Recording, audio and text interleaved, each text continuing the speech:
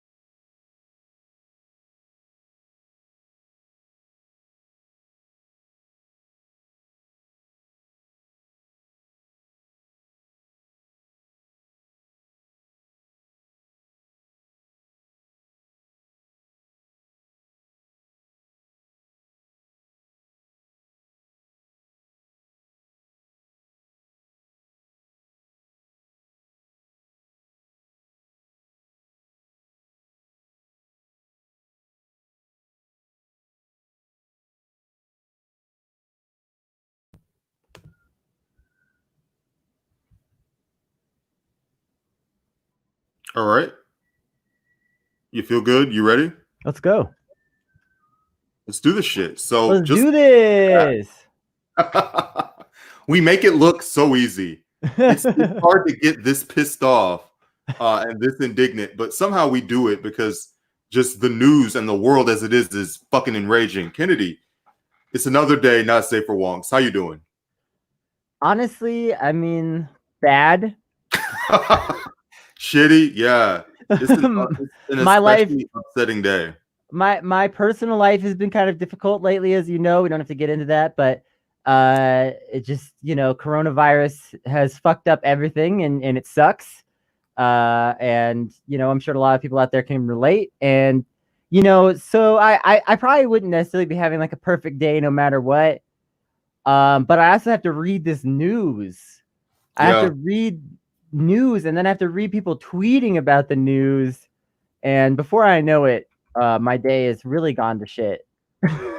Sometimes the reactions to these events are worse because you understand how these things happen and the attitudes that let them happen again and again.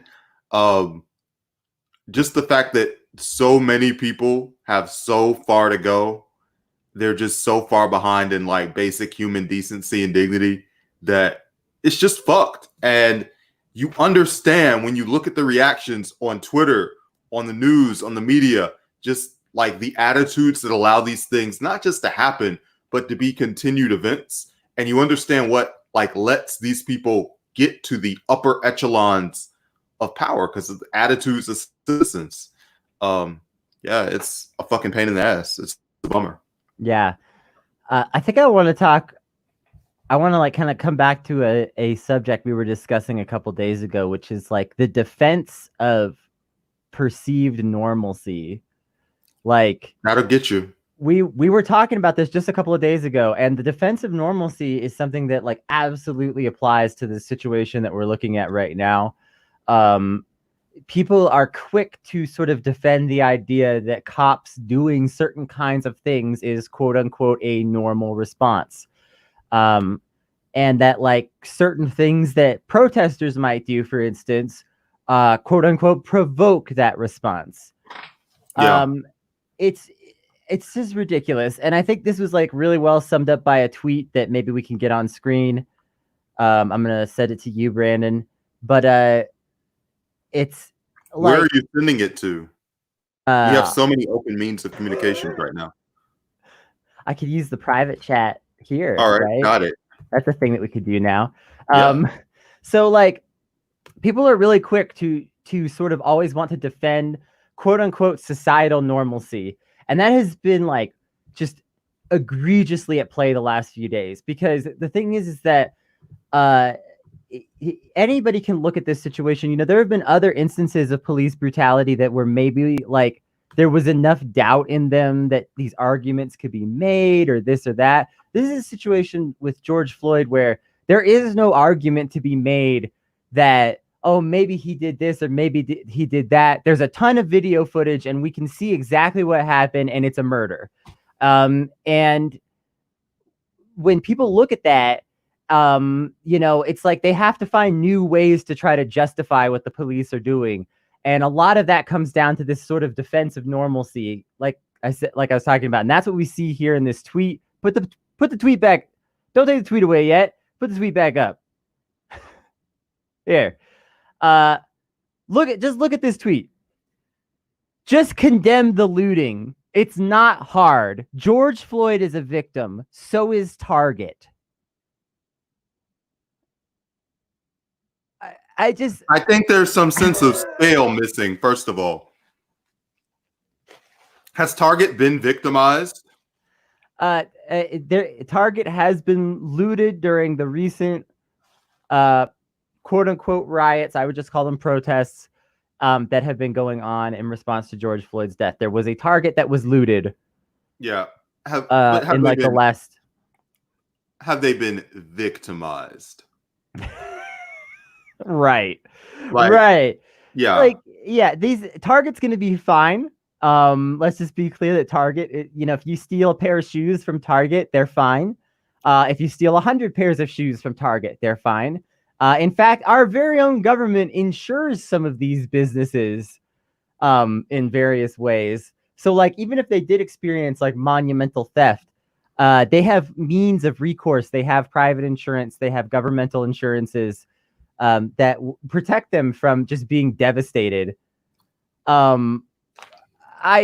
It's ridiculous to say, oh, Target is a victim right now. Target's not a victim of anything. And also, like, the people's sense of proportional scale of justice is very skewed. I feel in a situation like this, a lot of times there's this tendency for a certain type of person to sort of jump out of the woodwork and say, well, if these guys were violent and these guys were violent, then they're both bad, and that's all bad. Yeah. There's no proportion or scale being applied when you say something like that. There's no context being applied when you say something like that. When you say that stealing a TV is the same thing an innocent person, you're just lacking any kind of meaningful context. This is like three strike laws, right? And let's provide some of that context, because when we talk about like what is the context of not the Target, one of the main like hubs for cop activity in that city, like a huge donor to the Police Federation in Minneapolis. Also, apparently during an earlier like protest, people got like gassed and went into the Target to get milk, and the Target would not sell them milk. So there is like a larger context of that particular Target, like fucking being wild. Also, there's a larger context that this Target, like none of these companies, whether it's the Target or the AutoZone or the McDonald's, none of these are like parts of the community. None of them are like citizens of the community that give to the community. People work there. Like they have their labor extracted and get some cash out of it. But like these are not pillars of the community. They're not independently owned or anything. Nobody in that community is coming out of poverty on the back of Target. Right. It just does not work that way.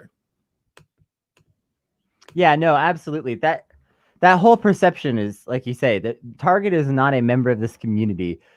In fact, the CEOs of all big corporations like this, they don't actively participate in any like meaningful community. They live in like a gated suburb somewhere that like you can't even like drive inside, and like that's where they're, you know, if they're giving something to their quote unquote community, that's who they're giving to, is like their rich neighbors who also live behind like a big fucking golden gate that has like security posted outside of it all the time.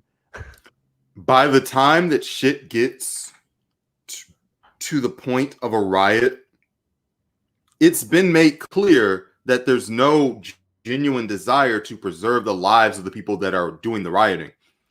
There's nowhere in government where preserving the lives of those people is a top priority or a second priority or a third priority. In fact, we have a political process now that does the opposite and rewards people. Like, the more that you are with the cops, the more that you are with the prosecutors, the more unjust you are to people that live there, the more that you let them like literally get away with murder, the higher up you go.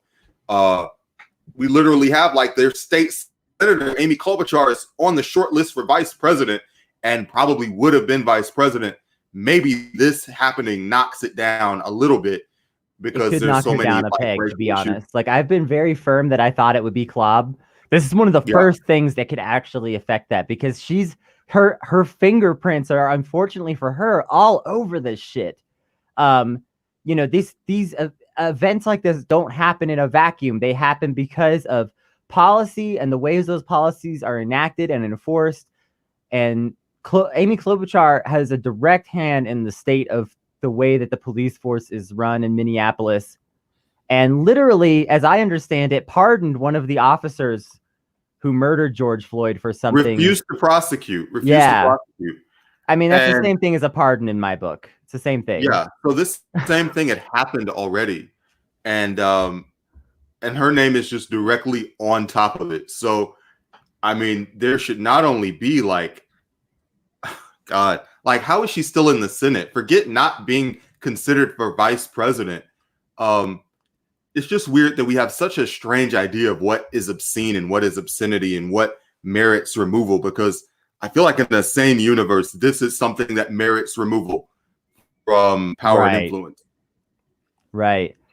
I also want to say, like, I had a conversation with a friend today, and it's like he was sort of upset about the rioters destroying property or whatever, and he was like, this isn't the way to achieve your goals, you know, kind of normal white liberal kind of arguments, as MLK would say.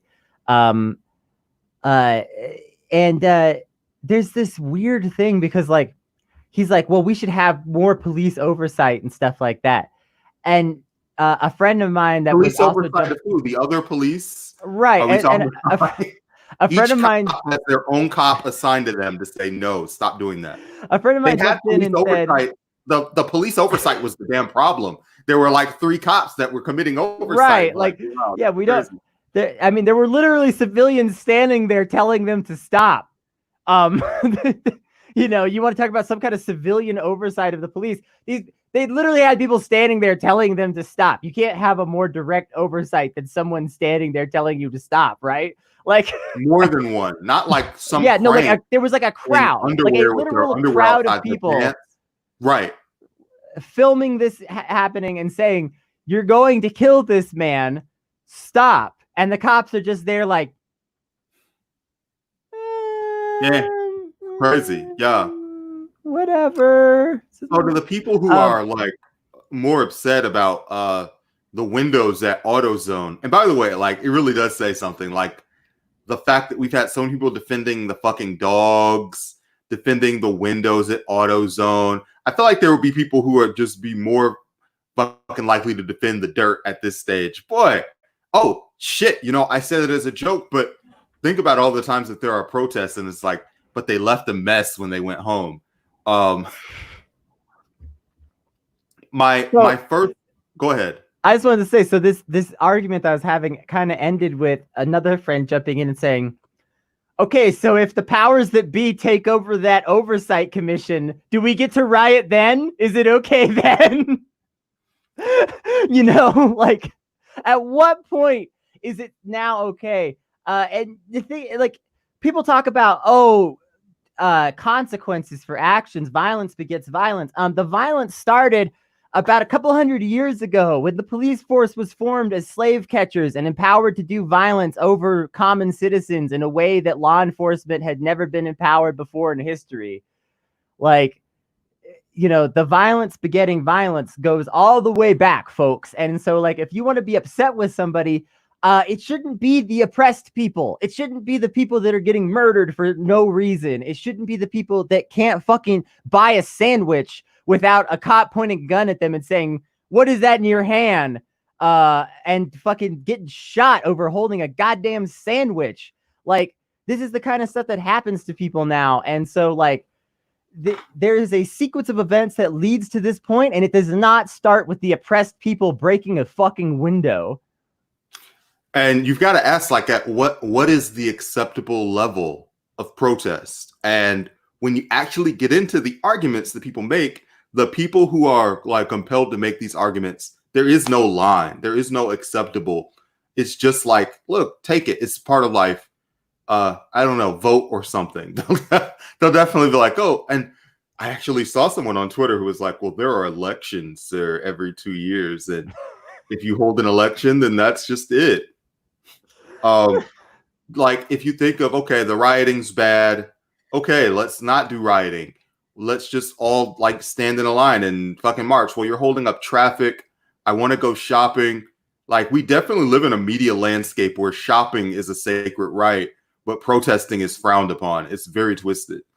Yeah, I mean, the idea that there's going to be an acceptable level of protest when Colin Kaepernick was blackballed from the NFL forever for just not standing up at a certain kneeling. time. Yeah. Like, there's never going to be an acceptable level of protest for these people. There's never going to be a thing that you do, and then all of a sudden, like, the old white lady conservatives come out of their houses and go, "Oh, that's a yes, good boy. Yeah. you did it! This is what I was waiting for. This exact type of protest. I'm so glad." Martin Luther King's approval rating at the time of his death was, I believe, like 29%. That, when you have 1/3 of American society, that means you have a radical position, because there's about 1/3 of people that will side with anyone who's really unpopular. It's very rare to see somebody have their approval rating get below 30. So yeah, it's not going to be considered like a reasonable or rational thing for you to ever oppose things like this happening. Because now Martin Luther King is dead and he's out of the way. Now his approval rating goes up. So that, like, the easiest way for the approval rating for this stuff to go up is like for you to die. And then afterwards they'll go, oh yeah, of course, we all supported that thing in the past, but we don't support this thing that's going on right now. Well, this is kind of also, this relates to, like, when we were talking to Shanyat the other day about Malcolm, like, people approve of the idea of MLK as they remember him, but they tend to remember, like, the younger, more naive MLK speeches, and they tend to ignore the older, more socialist, more broken down, more fuck the system MLK speeches.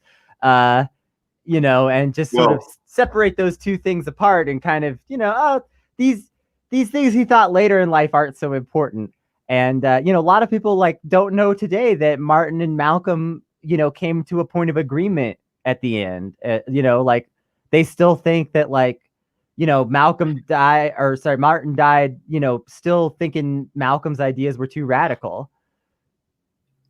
One of the things that is probably worth remembering about Martin Luther King and Malcolm X is that they grew up in different places. They grew up with different backgrounds, both in terms of their relation to society and also, like, their relations to themselves.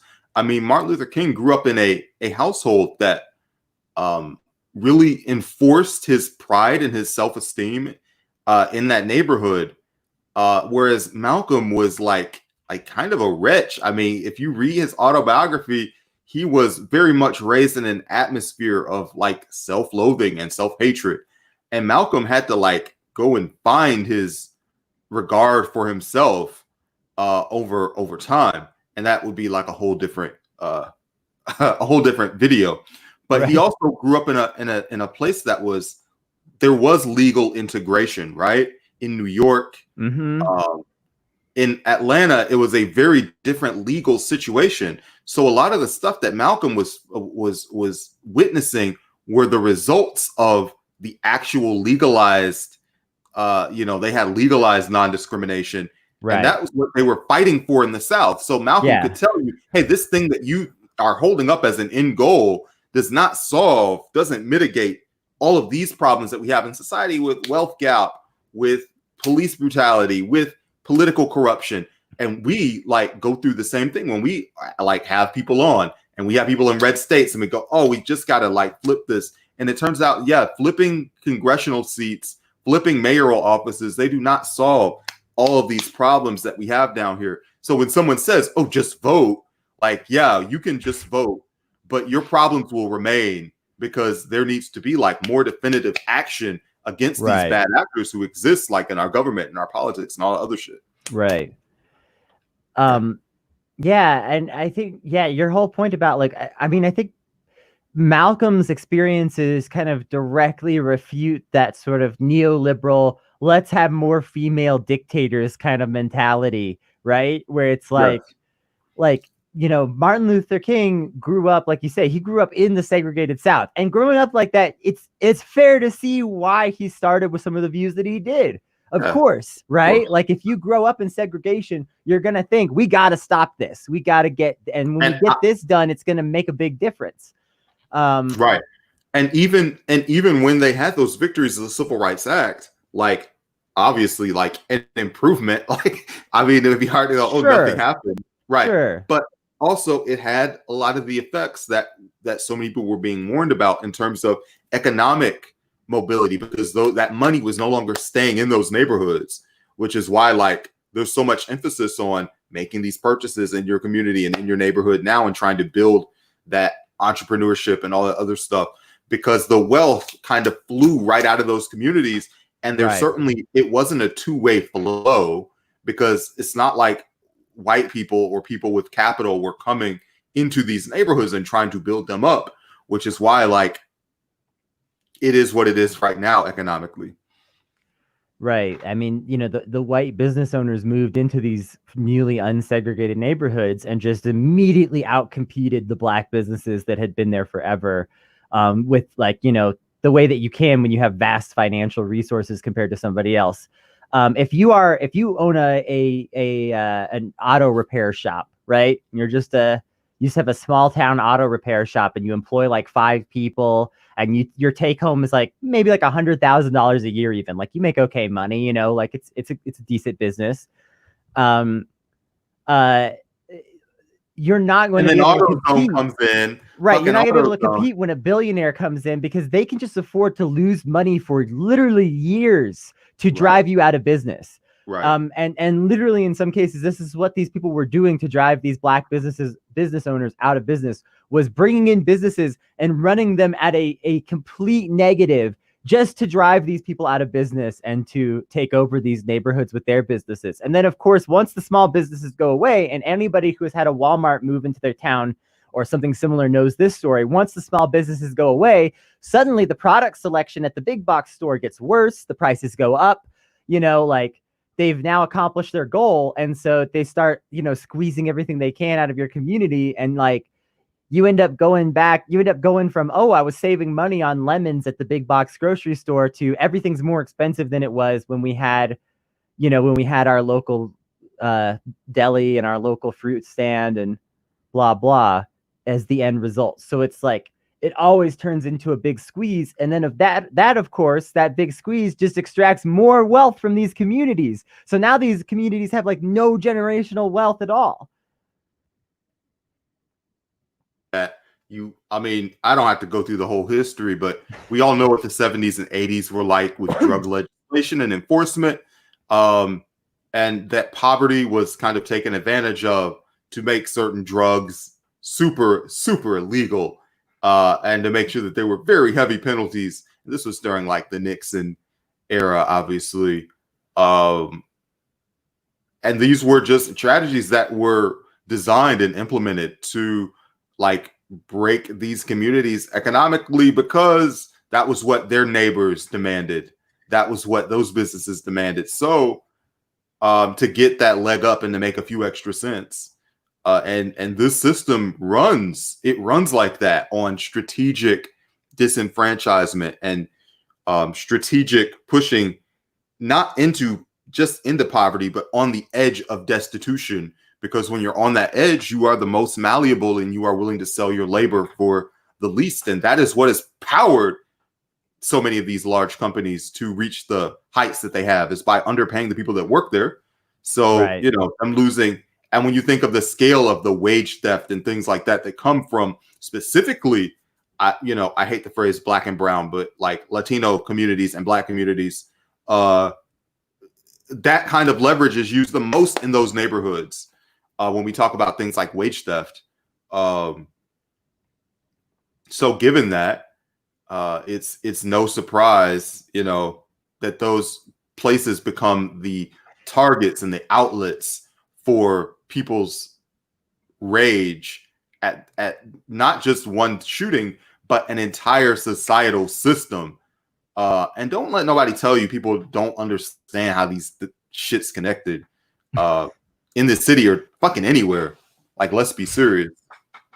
Definitely. I think that, when we talk about like all this stuff too, it's like this kind of relates back to like Central Park Karen the other day, right? We were just talking about when we were talking about Central Park Karen, talking about the oversized consequences that people face, that people of color in particular face when law enforcement get involved in situations. And I kind of want to transition to our next topic, but I want to like transition in a way that stays a little bit related, because the other big thing that we want to talk about today is Trump's executive order. Trump's executive order about social media, of course, if you haven't seen the draft yet, is pretty distressing stuff. It's not stuff that you like to see. Of course, a lot of it may be contested. It may not all hold up in court, blah, blah, but it's bad. It's bad stuff. And unfortunately, we know that the Democrats have a sort of entropic attitude towards things like this, where if this executive order gets passed with some shady shit in it, that shady shit just like won't go away ever. If that shady shit holds up, then like Joe Biden will be in office. And like I made this joke on Twitter last night as soon as Trump's executive order was announced. I made the joke that, Joe Biden had also immediately announced that he would not repeal it regardless of content, just because like that's how it feels when you're dealing with these situations sometimes. But what I wanted to say is that a lot of people have concerns looking at this executive order, that like we are rapidly headed. This just came out. This just came out. So can you talk a little bit about what's inside of it? Maybe we can put it up on screen. And yes, because I know that there was a order, and I do know that it's made some headlines, but I don't know like what's inside of it. So is there a page or a paragraph that's especially spooky? Yeah, so it's like a 6-page order. Most of it is a lot of just kind of nonsense. A lot of it's stuff that couldn't possibly be enforced. It's just like a lot of Trump executive orders. Like it's more of like a emotional statement than it is like a practical statement that could be followed through on for a lot of it. And it's just stuff about like, the libs can't control social media. We have to have fair representation of conservatives on social media, all that kind of just like dumb shit. But the end of the order is the most distressing part, because it explicitly talks about establishing some new kinds of independent governmental watch lists for social media. That these like who's on the list? Are we on the list? I think that we're gonna be on the list. Okay.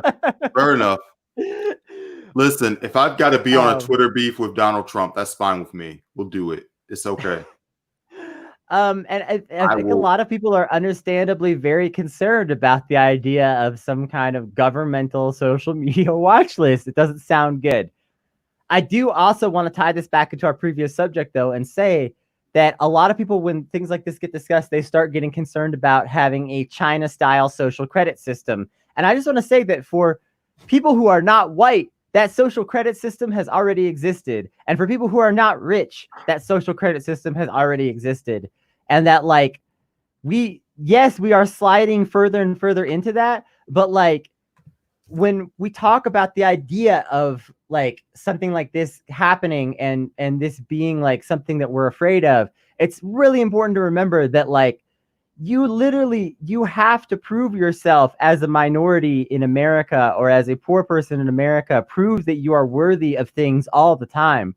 And that like this is just an extension of that same kind of concept. And it's like it's weird in a way because it's sort of like this is all related. Like the executive order and these riots, like they feel like they're part and parcel of the same thing in a weird kind of way. Yeah, go ahead. No, I thought you were going to say something about this article. This is from the Washington Post.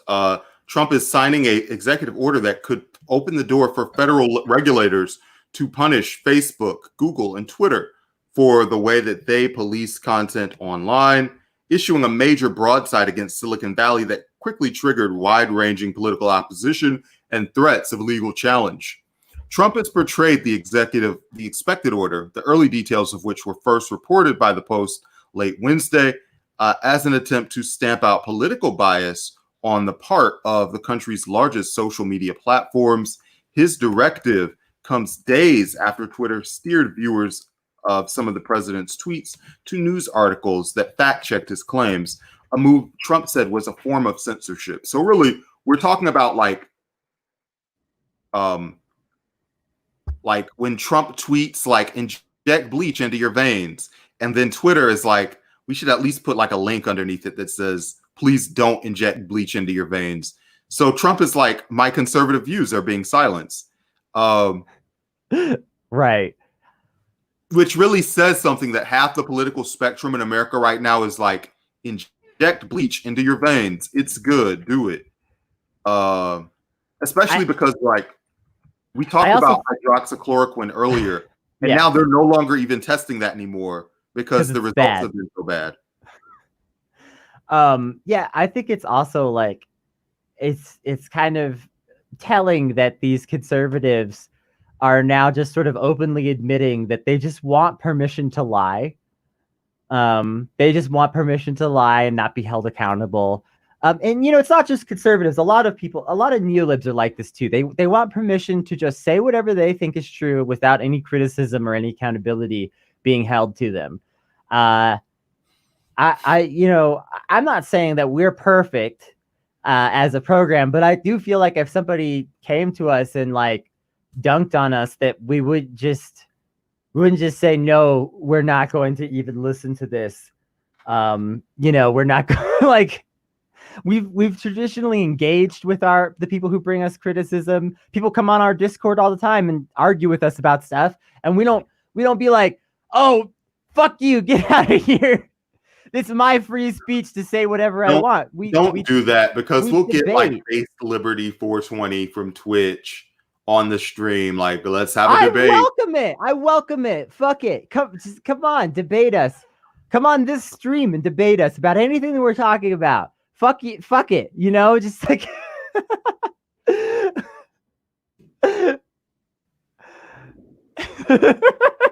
LOL. Yeah. But seriously though, like there is this like this very blatant bald face, like we just want to lie and get away with it, and we don't want anyone to even be able to step up and say anything about it, because there's a perception that a lot of these people have because of privilege that free speech means that your speech will not be challenged, that you can say whatever you want without criticism or without pushback. That's not what free speech means, folks. I think people are exercising their free speech on top of Target's head right now. That speech it's so funny that like just whenever violence is done by like a white horde, it's just chill, like it's fine. Like these guys literally ran up on the governor with AKs like 2 weeks ago, and I feel like that's went down the memory hole. Fucking forget about it. It's over. But now we're talking about like some property damage, and now literally posted on Twitter about like what would have happened if these protesters were BLM protesters, you know, and like posted the footage of that shit because these COVID protesters are literally standing with assault rifles, like putting their hands in the police faces and like shoving them and screaming at them and like doing shit that like, but then these BLM protesters broke a window, and so some cops ran them over in California, and that's justified.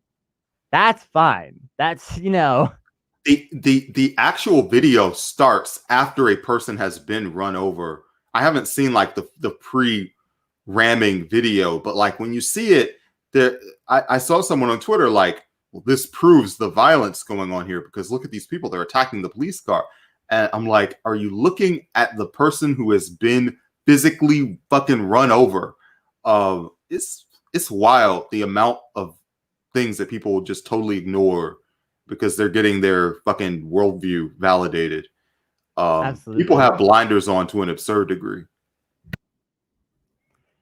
Yeah, it's ridiculous. I mean, I don't even hardly know what to say sometimes when people are talking about this stuff because it's like, again, we can go back to the roots of these problems as far as you want to go, and the oppressed people will still not have caused this.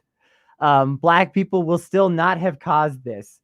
However far you want to go in the discourse, however far back in history you want to pry, we could go back to Columbus. We could go back to the birth of monotheism in fucking Egypt. Like, we can go back literally, like I said, as far as you want to go. And it's still not going to be the oppressed people bringing this upon themselves. It's still going to be the oppressor doing bad things to these people. And then when these people get upset, a certain kind of person coming out and hand wringing and saying, oh, these people need to do this and that if they're going to protest.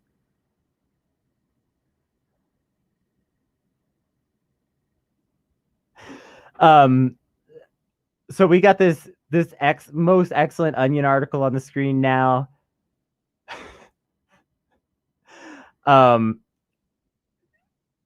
Did you were going to read that? I thought you were going to read that paragraph.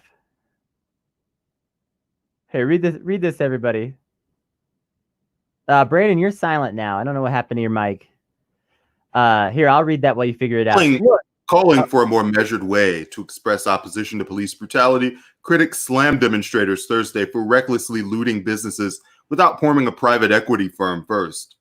Look, we all have the right to protest, but it doesn't mean you can just rush in and destroy any businesses without gathering a group of clandestine investors to purchase it at a severely reduced price and slowly bleed it to death, said Facebook commenter Amy Moraine, echoing the sentiments of detractors nationwide who blasted demonstrators for not hiring a consultant group to take stock of a struggling company's assets before plundering. I understand that people are angry, but they shouldn't just endanger businesses without even a thought to enriching themselves through leveraged buyouts and across-the-board terminations. It's disgusting to put workers at risk looting. You do it by chipping away at their health benefits and eventually laying them off. There's a right way and a wrong way to do this. At press time, critics recommended that protesters hold law enforcement accountable by simply purchasing the Minneapolis Police Department from taxpayers. So, I don't think there's a ton to add to that, but I think that like an article like that just really sums up the state of things in a lot of ways. It's just like, you know, there's a complete hypocrisy to our society where the rich and powerful can do what literally anything that they want to us, and any pushback that we give in return is too much. It doesn't matter how mild the pushback, it doesn't matter how reasonable or measured or thoughtful it is. It doesn't matter if all you're trying to do is organize for better labor conditions at your work peacefully and you don't want to quit. You don't even want to deny your boss all these big profits. You just literally want a face mask or whatever. It doesn't matter how reasonable you are. It will never be reasonable enough. And on the other hand, it doesn't matter how craven these fucking billionaires and police officers and capitalists and the ruling class in general, it doesn't matter how craven and disgusting and just violent and nasty that they are, it will always be forgiven. Capital will always wash the blood off of your hands, and that's the size of it. oh, given that, like we're putting the theater to the side. Is rioting effective? How effective is it? There have obviously been some concessions, like in the last day or two. I don't know whether it's enough to change anything. Do we need more rioting or less rioting? Well, I tend to believe somewhat in the sort of socialist anarchist concept of propaganda of the deed, that just showing people sometimes that like the where the illusion of society, like where that wall is and how to break that wall, can have its own power. So I think that like personally, I think the rioting can have an effect on people's psyche in that way. I also think that traditionally, we know that people linking arms and singing "Kumbaya" rarely changes anything, but we can point to a lot of historical examples of people, actually, rioting and disrupting things, and that actually changing things because, it turns out the capitalists don't like disruption. I mean, we could see this with COVID, right? Like, you're silent again, Brandon. I heard that capitalists love disruption. Every time I see a video talking about like a startup in Silicon Valley, disruption is like hype number one. Are you saying that that's not the case? Oh God, we don't have time. We don't have time for Silicon Valley discourse, Brandon. We've already done 40 minutes. You know that we don't have time for this. Well, I'll put it like this. By the time you get to a riot, shit else ain't worked because people generally want to like do their job and come home. It's so funny that there's like this urge among conservative Twitter commentators to be like they're finally doing what they wanted to do. Listen, dude, if people wanted to riot and steal shit from Target, there'd just be steal shit from Target clubs. The shit would happen like 4 times a year. Nobody who's participating in a riot or even a theft is getting off on theft. It's Is sort getting of off like on rioting. it's sort of like the same argument that's made about immigration, right? Like these Yeah. immigrants just want to come to America so that they can drink Coca-Cola or whatever. Um, it's like, no, they're fleeing violence and famine or something like that. I Like mean, they're Coca-Cola is delicious. They are getting something out of it. But I don't think the Coke is their primary reason. No. right. Like I'm not saying that no immigrant has ever enjoyed the comforts of American society, but Also, the Mexican Coke is better than the American it's Coke. So I don't see boom. why they. I don't know why they come for that at all. But immigrants they come to America in general, like especially we're talking about illegal immigrants. People Yeah. who cross the border out of desperation without having their fucking paperwork in order. Right. Uh, when those people cross the border, they're not doing it because they want to watch American TV shows. They want to, you know, wear Aeropostale clothing. Um, like they come to America because they're desperate. They're fleeing violence, they're fleeing starvation, they're fleeing other horrible circumstances. When people riot, they're not rioting because it's more fun than sitting at home on the couch. It actually turns out that most people kind of like sitting at home on the Most people couch. would rather play 2K than riot. If we Right. held a poll right now there's some edgy people on left-wing Twitter that would be like, "Yeah, I'm down to riot all day, every day." Those But people are liars. really, yeah, yeah, Let's just ignore them because they're lying anyway. You never see these right. people. There are not. This is to say, look, there's a huge difference between a try-hard Twitter leftist talking about, yeah, let's riot, and like an Antifa person who does go to every protest. Yes, Let's but be that's like perfectly clear about that. that's like 2% of people. Yeah, Yeah, but most of the people that are on Twitter just like, yeah, riot, riot, riot. yeah. They They're want to get liars. high and play Animal Crossing just like you. They Exactly. want to chill. If the government right now just offered everybody $1,000 a month, a Nintendo Switch, and Animal Crossing, there would be no riots.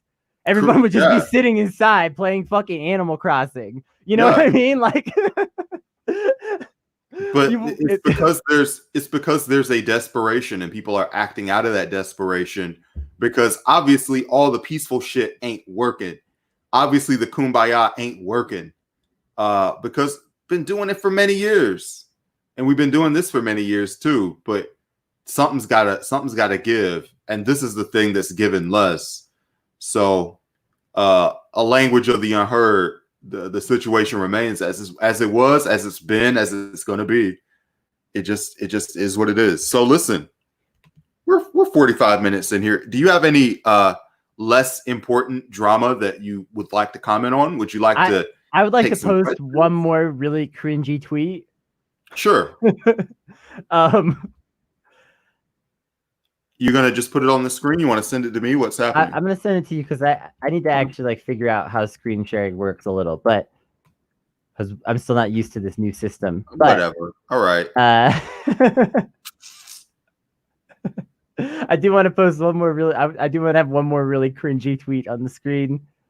Oh, you've got an image. That's gonna take me a second. So you build up to. Oh, never mind. Here we go. As while we're on the subject of people just apologizing for the most ridiculous shit or having the most absurd arguments. Post-MLK assassination, race riots reduced Democratic vote share in surrounding counties by 2%, which was enough to tip the 1968 election to Nixon. Nonviolent protests increased Dem vote, mainly by encouraging warm elite discourse and media coverage. Dude, who cares?